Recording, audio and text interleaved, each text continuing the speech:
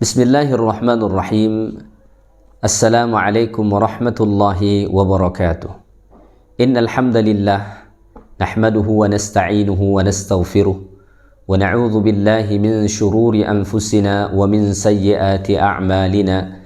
Man yahdihillahu fala mudilla lahu wa man yudlilhu fala hadiya lahu. Asyhadu an la ilaha illallah wahdahu la syarika lahu wa asyhadu anna Muhammadan abduhu wa rasuluhu la nabiyya ba'dah. Allahumma salli wa sallim wa barik ala sayyidina Muhammad wa ala alihi wa ashabihi ajma'in, amma ba'd. Alhamdulillah, sentiasa kita bersyukur kehadrat Allah Ta'ala kerana Allah masih mengurniakan nikmat-nikmatnya kepada kita semua. Tuan-tuan, puan-puan muslimin dan muslimat jemaah surau Al-Mawaddah yang dikasihi lagi dirahmati Allah Ta'ala sekalian. Hari ini kita sudah berada pada 21 Ramadan 1443 Hijrah. So ini bermakna kita telah memasuki fasa yang ketiga daripada bulan suci Ramadan ini. Moga-moga Allah Ta'ala sentiasa kurniakan kita kesihatan, kekuatan untuk terus meningkatkan amal-amal ibadat kita pada penghujung Ramadan ini. Dan besar harapan kita, moga-moga Allah Ta'ala kurniakan kepada kita Lailatul Qadar, yang mana Allah Ta'ala sebut khairum min alfi syahr, nilai beribadat pada malam tersebut lebih baik daripada 1000 bulan. Tuan-tuan, puan-puan muslimin dan muslimat yang dikasihi lagi dirahmati Allah Ta'ala sekalian, insya-Allah pada subuh ni kita sambung semula kuliah tafsir Al-Quranul Karim suratu An-Nisa. Pada kuliah yang lepas, alhamdulillah kita dah sampai ayat 10. So pada subuh ni insya-Allah kita sambung bermula dari ayat 11 sehinggalah nanti ayat-ayat seterusnya insya-Allah taala. Allah Subhanahu wa taala berfirman, a'udzu billahi minasyaitonir rajim. يوصيكم الله في أولادكم للذكر مثل حظ الأنثيين فإن كن نساء فوق اثنتين فلهن ثلثا ما ترك وإن كانت واحدة فلها النصف ولأبويه لكل واحد منهما السدس مما ترك إن كان له ولد فإن لم يكن له ولد وورثه أبواه فلأمه الثلث فإن كان له إخوة فلأمه السدس من بعد وصية يوصي بها أو دين آباؤكم وأبناؤكم لا تدرون أيهم أقرب لكم نفعا فريضة من الله إن الله كان عليما حكيما. Baik, ayat Allah Ta'ala, ayat 11 surah An-Nisa dan ayat 12 nanti, ini berbicara tentang pembahagian harta pusaka yang sangat detail daripada Allah Subhanahu wa Ta'ala. Baik, sebelum kita membahaskan kandungan ayat Allah Ta'ala yang saya bacakan sebentar tadi, mari kita lihat dahulu sedikit sebab turun kepada ayat ini. Kerana ulama-ulama tafsir mengatakan bahawa ayat 11 surah An-Nisa ni mempunyai sebab turun. Ada suatu peristiwa yang menyebabkan ayat ini diturunkan Allah Ta'ala kepada baginda alaihi salatu wassalam. Iaitulah berkenaan tentang isteri Sa'ad bin Rabi'. Satu hari, ja'at Rasulullah sallallahu alaihi wasallam biibnatayhima, datang isteri Sa'ad bin Rabi' dengan dua orang putrinya menjumpai Rasulullah sallallahu alaihi wasallam. Apa tujuan? Nak mengadukan tentang harta pusaka peninggalan suaminya Sa'ad bin Rabi' yang telah meninggal ketika mana peperangan Uhud. So dia kata kepada Rasulullah, ya Rasulullah, hatani ibnata Sa'ad bin Rabi' qutila abuhuma Sa'ad ma'aka bi Uhudin syahidan. Wahai Rasulullah, ni dua orang putri Sa'ad bin Rabi' yang telah terbunuh mati syahid dalam peperangan Uhud bersama engkau wahai Rasulullah. Wa inna ammahuma akhadha malahuma falam yada' lahuma malan. Bapa saudara mereka, ya, bapa saudara mereka telah mengambil harta mereka berdua. Maksudnya harta peninggalan Sa'ad bin Rabi' ni diambil oleh saudara dia, iaitulah bapa saudara kepada dua orang puteri dia yang tadi, diambil semua. Falam yada' lahuma malan, tak ada sedikit pun dia tinggalkan untuk dua orang puteri Sa'ad bin Rabi' ni, kata isteri Sa'ad bin Rabi'. Wala tunkihani illa bimadin, mereka berdua tak mungkin berkahwin melainkan ada harta, ya, perkahwinan memerlukan kepada kos, dah tak ada harta, semua dah diambil oleh bapa saudara mereka. Lalu Nabi SAW mengatakan, yaqdillahu fi dhalika, begitulah ketentuan Allah. Maka Allah Ta'ala terus turunkan ayat ini untuk merespon kes tersebut. Yusikumullahu fi auladikum lidzakari mithlu hadzil unthayain, sampai akhir ayat. Apabila ayat ni telah turun kepada Nabi sallallahu alaihi wasallam, fa arsala Rasulullah sallallahu alaihi wasallam ila ammihima, maka Nabi pun menghantar utusan untuk menjumpai bapa saudara dua orang putri Sa'ad bin Rabi' tadi, ya. Lalu Nabi panggil dan Nabi mengatakan, i'ti ibnatai Sa'ad thuluthain, berilah kepada dua orang putri Sa'ad bin Rabi' itu 2/3 daripada peninggalan harta ayah mereka. Wa ummahuma ath-thuluth, dan beri kepada isteri atau ibu kepada dua orang puteri Sa'ad bin Rabi' tadi, beri kepada dia 1/8. Wa ma baqiya fahuwa lak, saki bakinya baru untuk kamu. So inilah kronologi di sebalik penurunan ayat ini. Jadi daripada sini kita faham, dahulu sebelum Allah Ta'ala menurunkan syariat tentang pembahagian harta pusaka, di sana ada orang-orang yang dizalimi, yang sepatutnya mereka mendapatkan harta pusaka peninggalan ayah mereka, tetapi mereka tidak mendapatkannya. So oleh kerana itulah Allah Ta'ala menurunkan ayat syariat tentang pembahagian harta pusaka yang sangat detail.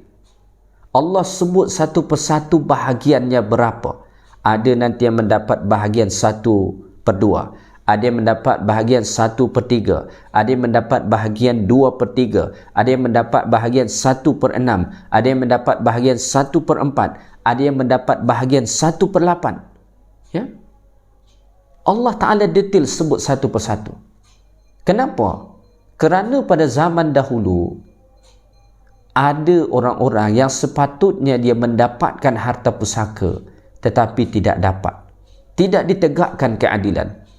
Maka semangat Allah Ta'ala menurunkan ayat tentang pembahagian harta pusaka ini adalah untuk menegakkan keadilan supaya semua waris mendapatkan harta pusaka daripada peninggalan keluarga mereka yang telah dipanggil oleh Allah Subhanahu wa Ta'ala. Baik, mari kita lihat ayat Allah Subhanahu wa Ta'ala ni. Pada ayat ni Allah Subhanahu wa Ta'ala berfirman, ya, yusikumullahu fi auladikum. Ya, Allah Ta'ala mengatakan sesungguhnya Allah Ta'ala perintahkan kamu mengenai pembahagian harta pusaka, ya.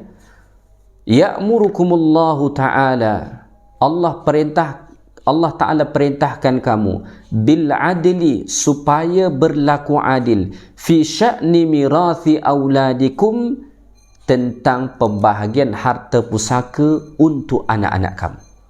Masya Allah, Allah Ta'ala langsung yang perintahkan orang tua supaya berlaku adil dalam pembahagian harta pusaka kepada anak-anak mereka. Maka melalui ayat ini para ulama mengatakan, ulama tafsir, hadza mimma yadullu ala anna Allah ta'ala arhamu bi'ibadihi min walidaini. Ayat ini, kata para ulama, menunjukkan bahawa Allah Ta'ala lebih sayang kepada hamba-hambanya berbanding kedua orang tua kita. Allah Ta'ala lebih sayang kepada kita berbanding kedua orang tua kita. Kenapa? Haitsu awsa al-walidaini ma'a kamali syafaqatihim alaihim. Allah Ta'ala perintahkan orang tua supaya mereka membahagikan harta pusaka secara adil kepada anak-anak mereka. Padahal kita tahu setiap orang tua biasanya sayang dengan anak-anaknya. Tetapi kasih sayang Allah, cinta Allah dengan hamba-hambanya masih mengalahkan cinta orang tua kita kepada kita. Maka kalau ditanya, siapa yang paling sayang dengan kita? Siapa yang paling cinta dengan kita? Jawapannya adalah Allah Subhanahu wa ta'ala. Ibu kita sayang dengan kita. Ayah kita sayang dengan kita. Betul. Tetapi sayang Allah Ta'ala dengan kita jauh lebih tinggi berbanding sayang kedua ibu bapa kita kepada kita. Ya? Baik. So dekat sini Allah Subhanahu wa ta'ala menjelaskan kepada kita secara detail pembahagian harta pusaka. Bermula Allah Ta'ala jelaskan tentang bahagian anak. Kenapa Allah Ta'ala dahulukan pembahagian anak? Kerana anaklah yang paling memerlukan harta, anaklah yang paling berhak mendapatkan harta apabila orang tua meninggal. Bahkan sebenarnya anak lebih berhak untuk mendapatkan harta berbanding kedua orang tua. Ya. Maka kalau kita lihat pembahagian harta pusaka nanti, bahagian anak itu sentiasa lebih banyak berbanding bahagian datuk dengan nenek. Ya, misalkan ni ada seseorang meninggal, dia meninggalkan anak dan dia meninggalkan ayah dan ibu dia. Masih ada ayah dan ibu dan ada anak yang ditinggalkan, ya. Maka bahagian datuk dan nenek, ayah kepada yang meninggal ni, itu tidak lebih banyak berbanding bahagian anak. Kenapa? Kerana anaklah yang paling banyak memerlukan harta. Mungkin dia masih kecil lagi, dia masih muda lagi, so dia masih banyak memerlukan biaya kehidupan. Manakala orang tua, ya, mungkin dia dah berumur, so dia tak banyak lagi keperluan sangat untuk kehidupan dia. Dia mungkin untuk makan minum saja, tempat tinggal semua dah ada. Tetapi yang masih anak-anak ni, dia masih banyak keperluan dan sebagainya, ya. Dan kalau kita melihat nanti ayat Allah Ta'ala ni, pada ayat 11 ni, Allah Ta'ala menjelaskan dengan begitu detail tentang pembahagian harta pusaka. Kenapa begitu? Antara alasannya disebut para ulama kita, kerana harta itu min akthari asbabin niza'i bainan nas. Kerana harta antara punca utama banyaknya perselisihan dalam kalangan manusia. Ini tak jarang kita temukan. Apabila ayah dan ibu meninggal, anak-anak yang ditinggal bergaduh. Ya, bahkan kadang-kadang anak dengan ibu meninggal, anak dengan ibu mereka bergaduh. Ya, seorang ayah meninggal, dia meninggalkan isteri dan dia meninggalkan anak-anak dia. Apa yang berlaku? Pergaduhan. Ya, dengan orang tua sendiri kadang-kadang ada yang sanggup bergaduh. Apatah lagi dengan saudara. Dengan saudara ni kes yang biasa dah kita dengar. Kenapa? Kerana harta antara punca utama perbantahan. Harta antara punca utama berlakunya perselisihan. So, oleh kerana itu Allah Ta'ala membahagikannya secara detail. Dan Allah Ta'ala perintahkan kita supaya ikut panduan ini. Sebab kalau kita tak ikutkan panduan ini, maka sangat dimungkinkan akan berlaku perselisihan, akan berlaku pergaduhan sesama waris yang ditinggal. Ya. Baik, yang pertama Allah Ta'ala sebut lidzakari mithlu hadzil unsayain. Ya. Kata Allah Ta'ala, lidzakari mithlu hadzil unsayain. Bahagian seorang anak lelaki, ya, menyamai bahagian dua orang anak perempuan.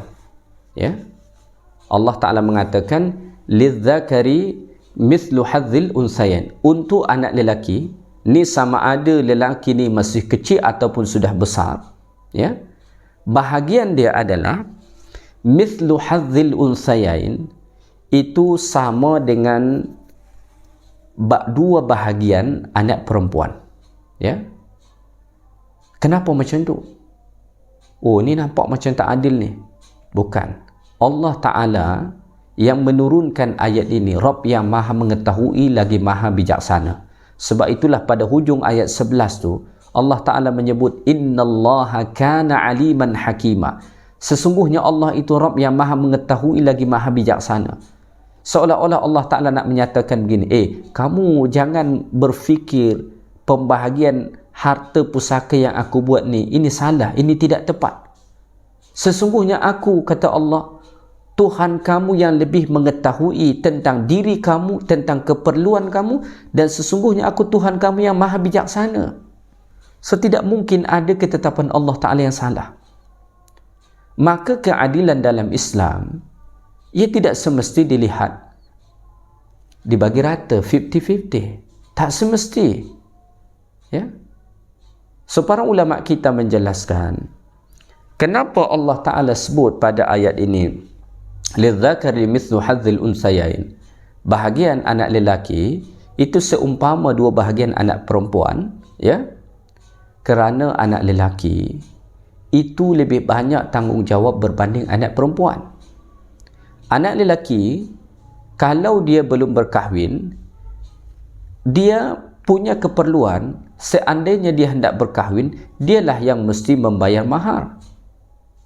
Dialah nanti yang akan bertanggungjawab kepada isteri dia, kepada keluarga dia. Kita, orang Melayu, bukan sekadar mahar, ada hantaran lagi. Seorang lelaki, dia memang banyak keperluan. Sebab itu Allah Ta'ala lebihkan. Ya, Allah Ta'ala jadikan bahagian anak lelaki sama dengan dua bahagian anak perempuan. Ya. Kemudian sekiranya dia telah berkahwin, pun dia banyak keperluan. Kerana dalam rumah tangga, lelakilah yang bertanggungjawab untuk menyediakan makanan, minuman, tempat tinggal, pakaian, pendidikan dan sebagainya. Manakala perempuan, kalau dia sebelum berkahwin, misalkan, dia tak ada keperluan. Ya, dia tak perlu mengeluarkan mahar. Malah dia nanti yang akan menerima mahar. Dan mahar menjadi hak dia. Kalau dia sudah berkahwin, pun dia tidak bertanggungjawab untuk menyara keluarga dia. Suami yang bertanggungjawab. Sebab itulah Islam menetapkan lidzakari mithlu hadzil unsayain. Untuk anak lelaki, bahagiannya sama dengan dua bahagian anak perempuan. Ayat ini kalau kita lihat daripada susunannya sungguh menarik. Kenapa dikatakan menarik? Allah Ta'ala sebut lidzakari, untuk anak lelaki. Ya, anak lelaki ni tadi sama ada yang masih kecil sampai yang paling besar. Bahkan Syekh Wahbah Zuhaili mengatakan anak yang berada dalam kandungan pun itu dapat. Misalkan gini, ayah dia meninggal, dia masih berada dalam kandungan ibu dia, itu ditunggu dulu dia lahir, baru dibahagikan harta pusaka dan dia dapat. Ya. Allah Ta'ala mengatakan lidzakari, untuk anak lelaki, mithlu hadzil unsayain, seumpama dua bahagian anak perempuan. Ya. Jadi bahagian anak lelaki ini Allah Ta'ala tentukan bahagiannya dengan dua bahagian anak perempuan. Allah tidak mengatakan untuk anak perempuan setengah bahagian anak lelaki. Ya, berbeza ya. Ya, Allah Ta'ala sebut untuk lelaki, ya, untuk anak lelaki dua bahagian anak perempuan, sama dengan dua bahagian anak perempuan. Allah tidak mengatakan bahagian anak perempuan setengah bahagian lelaki. Ya, ini berbeza. Maka para ulama kita mengatakan Allah Ta'ala sebut lidzakari mithlu hadzil unsayain, bahagian anak lelaki sama dengan dua bahagian anak perempuan. Jadi bahagian anak lelaki ini ditentukan oleh bahagian anak perempuan, ya, supaya kita sedar bi anna hadzal unsa huwal ahammu fi nadhi syar'. Ini menunjukkan bahawa bahagian anak perempuan adalah sesuatu yang sangat penting dalam pandangan syarak. Sehingga kan bahagian anak lelaki ini, ketentuan dia adalah mengikut kadar bahagian anak perempuan. 2 kali bahagian anak perempuan. Allah tidak menyatakan bahagian anak perempuan setengah bahagian lelaki, ya. Jadi pemilihan ayat lidzakari mithlu hadzil unthayain itu menunjukkan bahawa agama Islam begitu mementingkan pembahagian harta pusaka untuk anak perempuan. Jadi jangan kita ingat bahawa ini dibuat second class anak perempuan ni, ya, mereka hanya dapat setengah. Jangan kita katakan begitu. Allah mengatakan bagi anak lelaki sama dengan bahagian dua orang anak perempuan. Allah tidak mengatakan bahagian anak perempuan setengah bahagian anak lelaki. Ini mafhum dia berbeza dan dilalah dia pun berbeza, ya. Baik, kita teruskan ayat Allah Subhanahu wa taala ni, ya. Baik, kemudian Allah Taala menyatakan, ya, fa in kunna nisaan fawqa ithnataini falahunna thulutha ma tarak, ya. Tetapi jika anak-anak perempuan itu lebih dari dua, maka bahagian mereka ialah 2/3 dari harta yang ditinggalkan oleh si mati. Gini, ya, sekiranya anak-anak perempuan yang ditinggal itu 2 orang, ya, atau lebih, maka bahagian mereka tidak seperti yang disebutkan tadi lagi. Falahunna thulutha ma tarak, maka bagi mereka itu 2/3 daripada harta yang ditinggalkan, ya. Mereka dapat 2/3. Baik. Wa in kanat wahidatan falahan nisf, dan kalau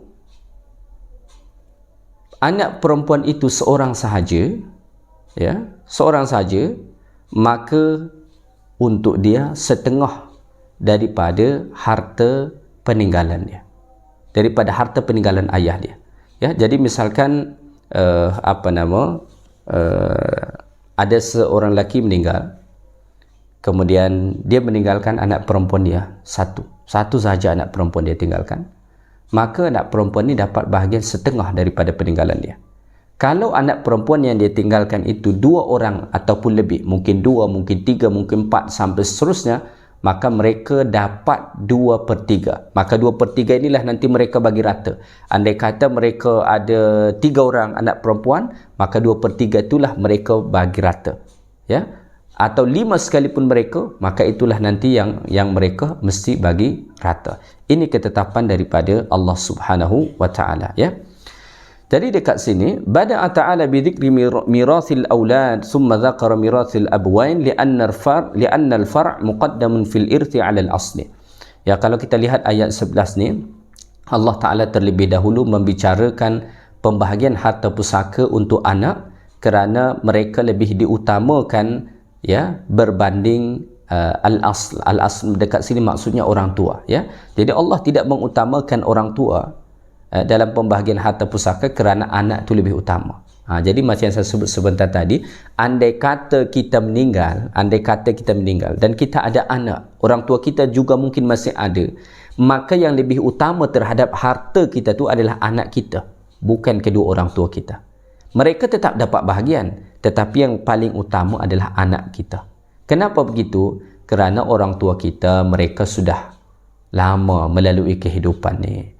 Manakala anak-anak kita, mereka masih memulai perjalanan lagi, banyak keperluan mereka, so mereka sangat memerlukan kepada harta. So oleh kerana itulah Allah Ta'ala mengutamakan mereka berbanding orang tua.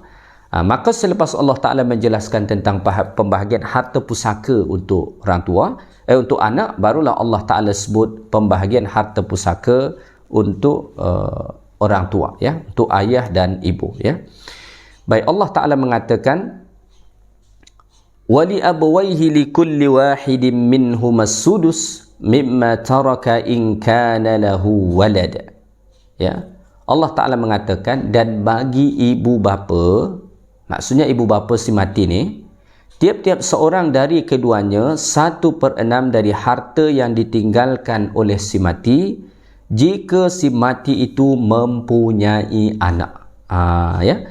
Jadi Allah Ta'ala sebut, kalau misalkan seseorang meninggal lalu dia masih meninggalkan kedua ibu bapa dia, masih ada ayah, masih ada mak, maka ayah dapat 1/6, ibu juga dapat 1/6 daripada harta yang ia tinggalkan.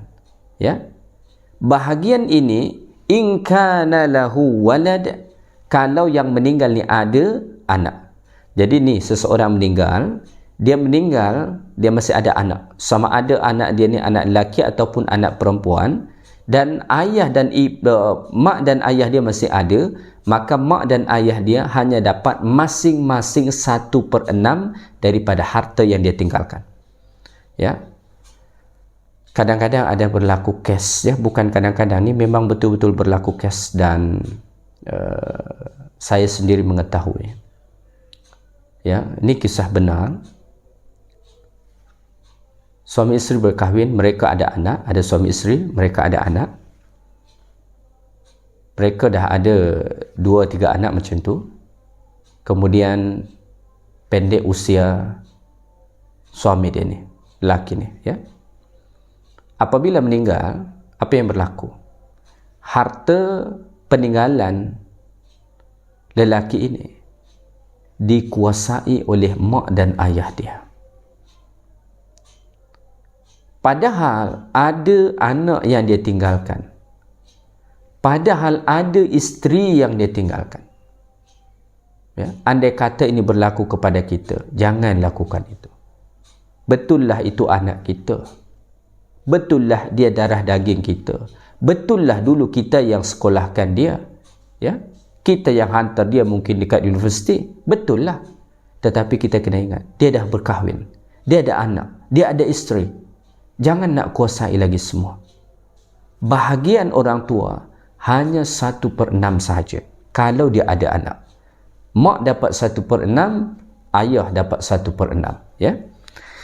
Lalu Allah Subhanahu wa taala mengatakan, fa illam yakul lahu walad wa warithuhu abawahu fali ummihi thuluth.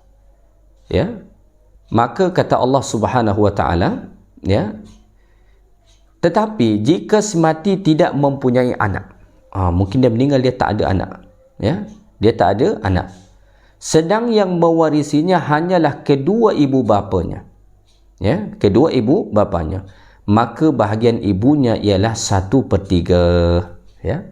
Jadi ini kata Allah Ta'ala, kalau misalkan yang meninggal ni dia tak ada anak, fa illam yujad lil maiti aulad wa kana al warith abawahu faqat aw ma'ahuma ahaduz zawjain, ya, waris dia yang meninggal ni dia tak ada anak, ya, ataupun dia tak ada anak dan waris dia hanya ayah dan ibu dia, ataupun mungkin dia ada isteri tetapi dia tak ada anak, ya, fali ummihi thuluth, maka untuk ibu dia, mak dia dapat 1/3, dapat 1/3. So ayah dapat berapa? Ayah dia dapat berapa? Untuk ayah dia, ya, untuk ayah dia adalah wal baqi lil ab, saki baki untuk ayah dia. Gini, ni misalkan berlaku kes, ya, misalkan berlaku, ni ada seorang lelaki, dia meninggal,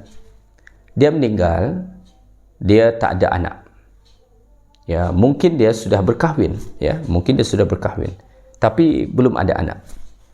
So dia pun meninggal, ya, dia pun meninggal.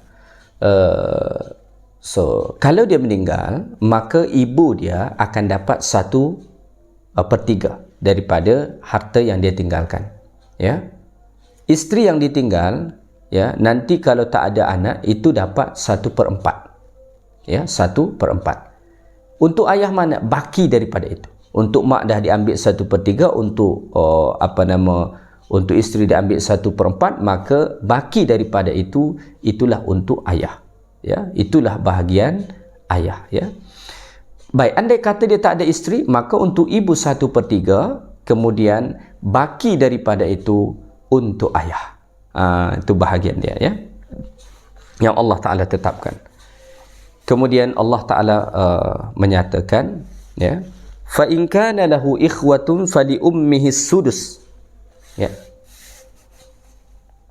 Tetapi, ya, Kalau pula si mati itu mempunyai beberapa saudara, adik-beradik, maka bahagian ibunya ialah 1/6.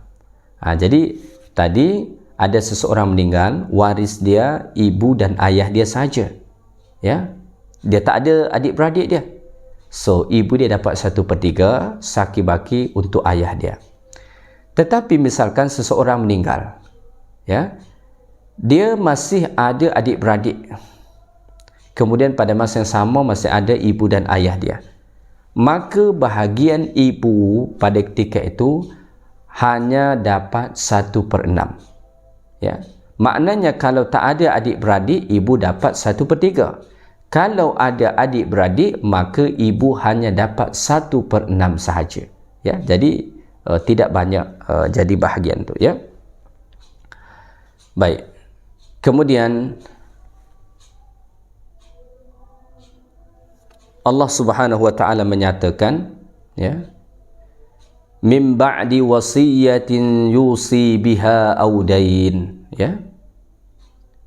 Pembahagian itu ialah sesudah diselesaikan wasiat yang telah diwasiatkan oleh si mati dan sesudah dibayarkan hutangnya.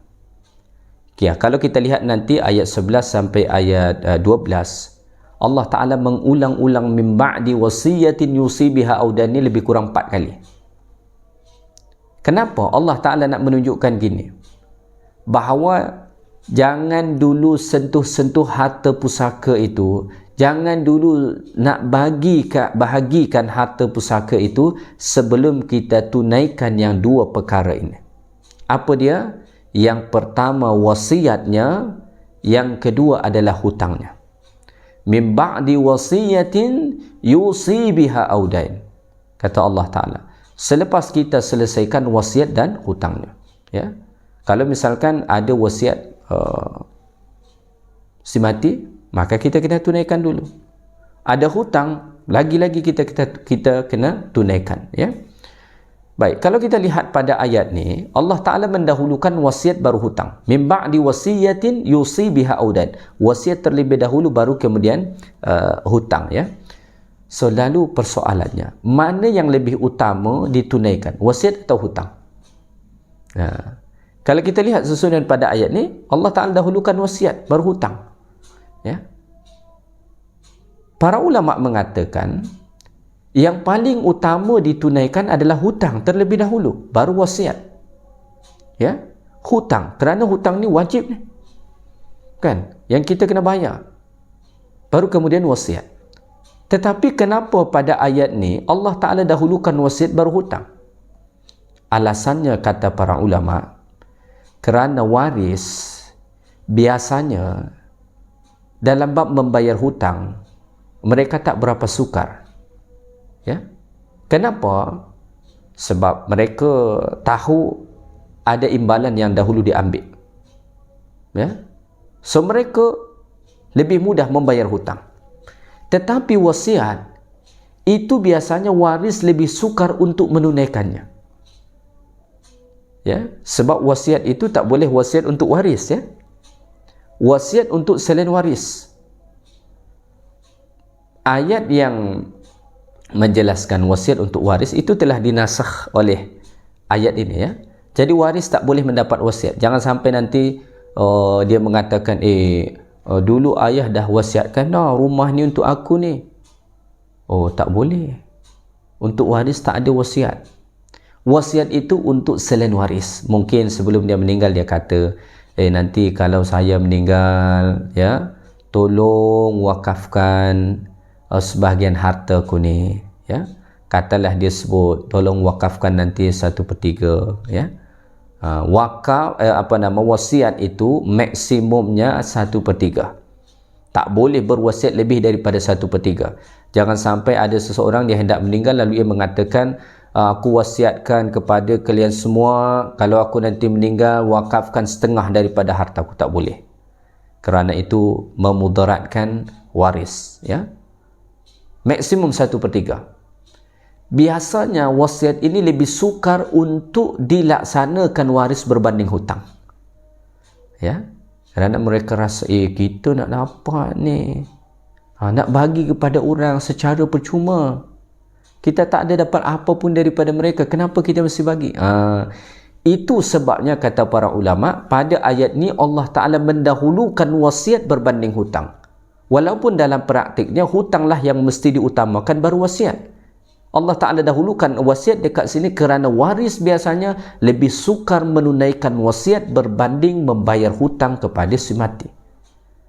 Jadi dekat sini Allah menyatakan harta pusaka itu dibahagikan min ba'di wasiyatin yusi biha audain. Selesaikan dahulu dua perkara ini. Kalau dua perkara ini belum selesai, jangan sentuh-sentuh dulu. Ya. So bagaimana kalau misalkan lepas dibayarkan hutang habis semua harta? So tak ada dapat bahagianlah. Ini yang pertama. Ini yang terlebih dahulu. Jangan sampai ini berlaku, ya. Ada juga kes yang mengadu kepada saya, ya. Jadi harta anak semua dah ambil bahagian-bahagian, dapat sekian. Tapi hutang pak mereka yang meninggal, hutang ayah mereka yang meninggal dibebankan kepada ibu mereka. Waliyadzubillah. Ni anak-anak derhaka, ya. Mereka ambil sekian, harta peninggalan ayah mereka banyak, masing-masing ambil. Tinggallah ada bahagian untuk ibu mereka. Dan mereka bebankan hutang ayah mereka kepada ibu mereka. Suruh ibu mereka yang bayar. Waliyadzubillah, ya. Jangan sampai kita jadi anak macam tu, ya. Na'udzubillahi min zalik. Kita berlindung kepada Allah Ta'ala, ya. Kadang-kadang bab harta ni memang sungguh-sungguh manusia jadi kejam, ya. Kadang-kadang manusia ni dalam bab harta, mohon maaf bahasa kasar dia, dapat merendahkan darjat manusia yang lebih teruk daripada haiwan. Sehingga kan ibu mereka sendiri kadang-kadang mereka musuhi, mereka zalimi sebab harta ni. Maka oleh kerana itu Nabi SAW sebut dalam hadis, alhiqul faraid bi ahliha. Berikanlah pembahagian harta pusaka itu sesuai dengan haknya masing-masing, ya. Kena bagi sesuai dengan hak masing-masing. Dan ini penting, min ba'di wasiyatin yusi biha audan, ni penting. Jangan sampai kita berebut harta, ambil harta, padahal rupa-rupanya hutang banyak. Maka pastikan dahulu, selepas meninggal, pastikan dahulu hutang dia berapa. Cari tahu dulu, hutang apa saja, ya, yang dia tinggalkan berapa. Bahagikan dahulu. Cek lagi, ada tak sebarang wasiat, tunaikan dahulu. Saki-baki daripada itu, barulah dibahagikan oleh waris, ya. Baik, kemudian Allah Subhanahu wa Ta'ala sebutkan, aba'ukum wa abna'ukum la tadruna ayyuhum aqrabu lakum naf'a faridatan minallah, ya. Kata Allah Subhanahu wa Ta'ala, ibu bapa kamu dan anak-anak kamu, kamu tidak mengetahui siapa di antaranya yang lebih dekat serta banyak manfaatnya kepada kamu, ya. Jadi kita tidak tahu, kata Allah Ta'ala, di antara orang tua kita dan anak-anak kita yang paling dekat kepada kita manfaatnya, ya. Mereka semua orang-orang yang dekat dengan kita. Mereka semua adalah orang-orang yang banyak mendatangkan manfaat kepada kita, ya. Seoleh kerana itulah Allah Subhanahu wa Ta'ala, ya, menentukan pembahagian harta pusaka kepada anak-anak, kepada orang tua, kepada ayah berapa, kerana Allah Ta'ala lah yang lebih tahu tentang maslahat masing-masing. Kita tidak tahu, ya. Lalu Allah Ta'ala menyatakan pada hujung ayat ni, innallaha kana aliman hakima, ya. Pembahagian harta pusaka dan penentuan bahagian masing-masing seperti yang diterangkan itu ialah ketetapan dari Allah.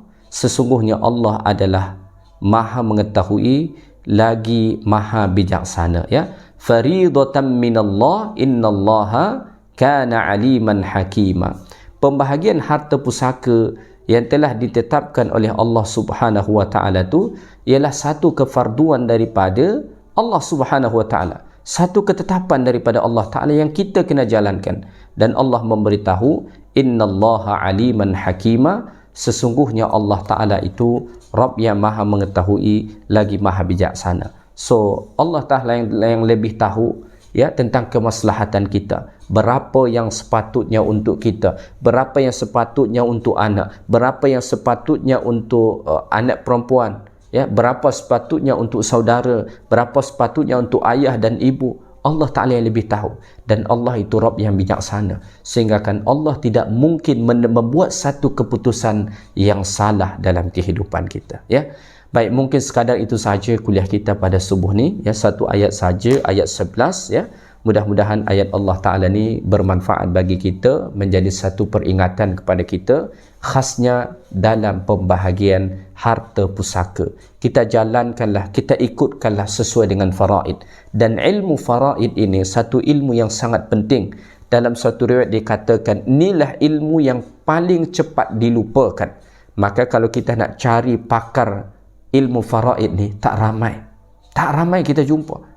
Kerana ini ilmu yang cukup sukar, ya.